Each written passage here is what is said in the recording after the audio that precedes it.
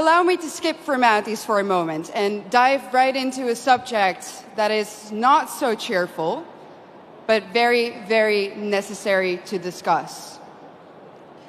Let me walk you through the past 7 days in Europe.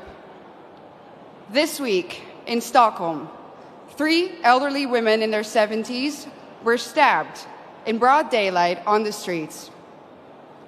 In London, 4 people were stabbed in a time span of just 42 hours. In Paris, hundreds of African migrants took to the street to riot. And in Brigalow, also in France, yet another church was burned down to the ground. And that, ladies and gentlemen, is just a few incidents in just a couple of days on our beautiful continent. But we all know that these incidents aren't incidents anymore.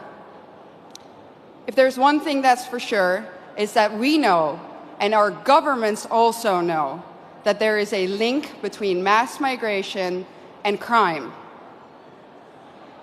In the Dutch city of Dordrecht, something interesting happened the other day.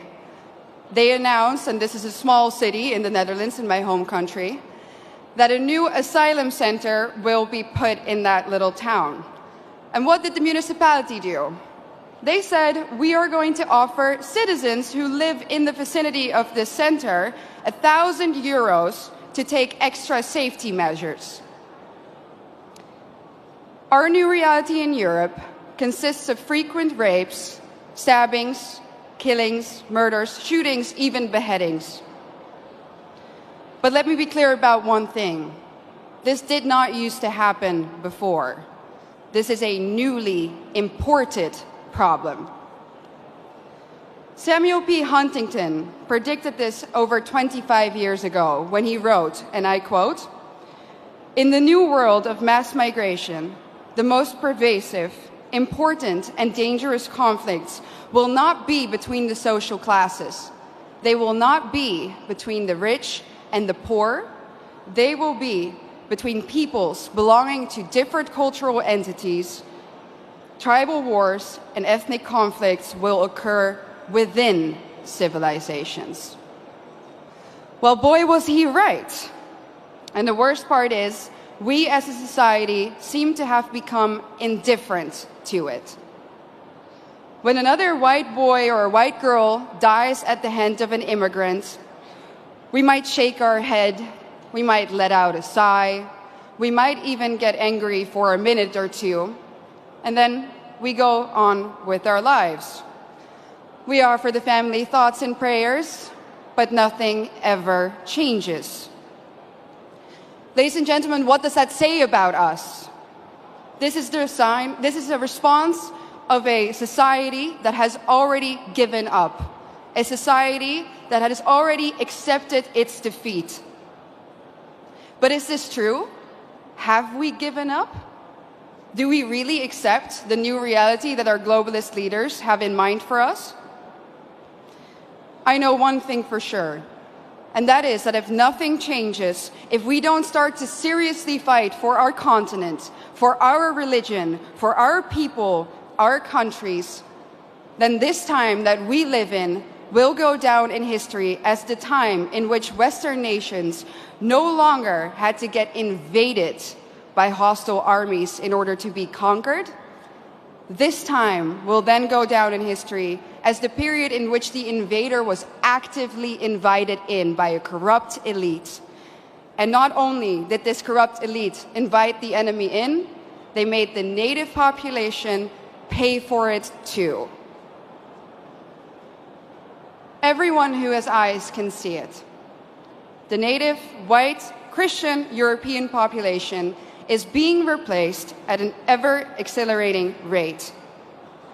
Let me back this up for you with some statistics from my home country. Let's take Amsterdam, the capital. Amsterdam currently consists of 56% migrants. The Hague, 58% migrants. Rotterdam, almost 60% migrants. And of course, most of these immigrants come from non-Christian, non-Western, African and Middle Eastern countries. Conclusion: the Dutch population is already outnumbered in the majority of our cities. But let's look onwards. London, 54% migrants. Again, conclusion: native population outnumbered. Brussels, color me shocked, 70% migrants. Conclusion: native population majorly outnumbered. And other Europeans will, of course, follow suit soon if they haven't already. So I'm going to draw the forbidden conclusion here. The Great Replacement theory is no longer a theory. It's reality. And what's interesting about replacement is that the establishment will either deny its existence, or when they admit to it, they say that it's a good thing that the native European population is soon no longer a majority on its own continent. Dutch national disgrace and dubbed climate pope Frans Timmermans already stated in 2015 that diversity is humanity's destiny and that Europe will be diverse.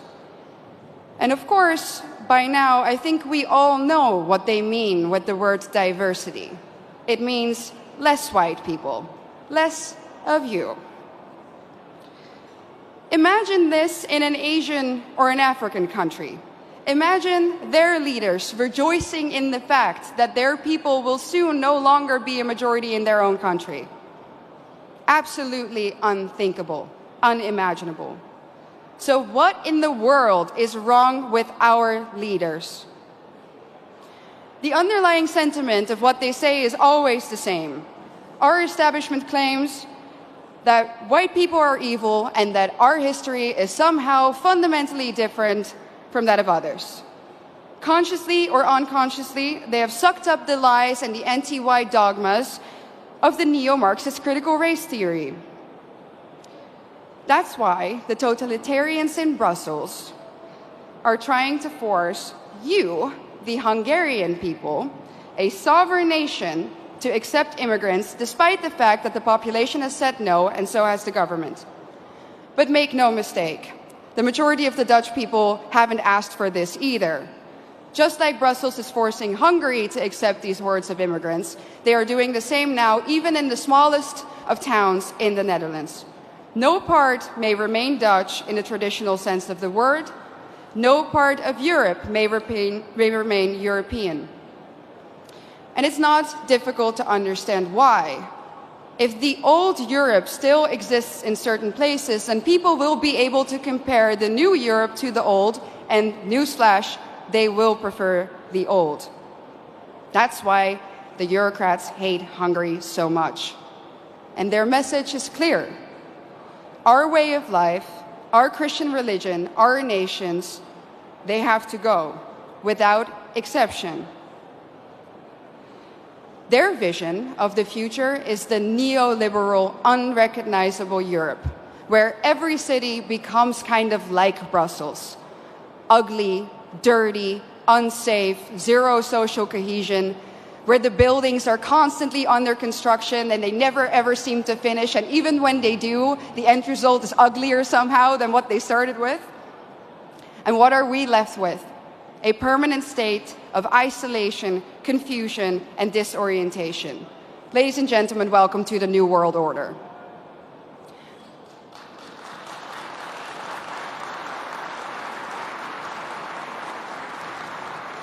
So what's the antidote? A strong Christian Europe of sovereign nation states. That's why we need to outright reject the lie that nationalism causes war. It's not nationalism or national sovereignty that causes war. It's expansionism. And where in Europe do we find that nowadays? In one place and one place only: Brussels.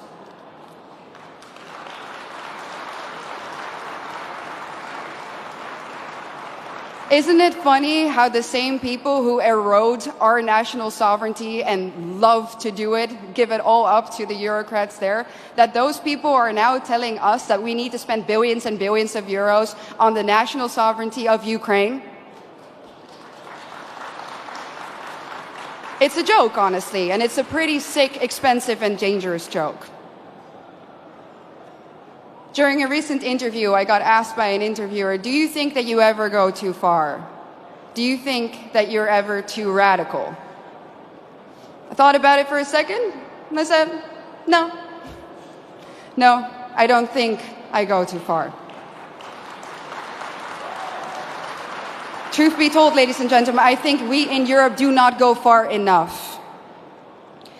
I think that if we really think about the organized, structural attack on our civilization, that we don't do enough.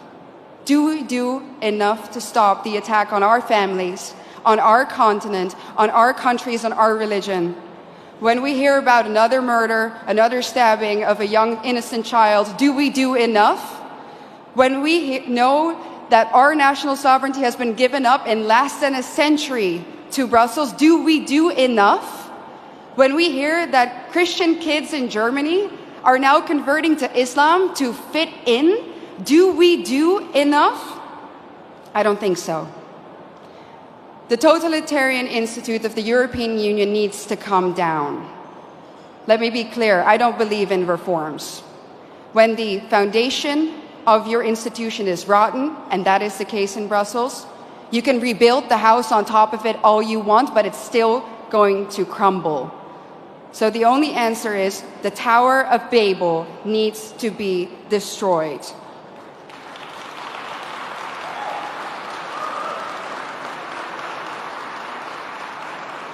Ladies and gentlemen, we are the daughters and sons of the greatest nations on earth.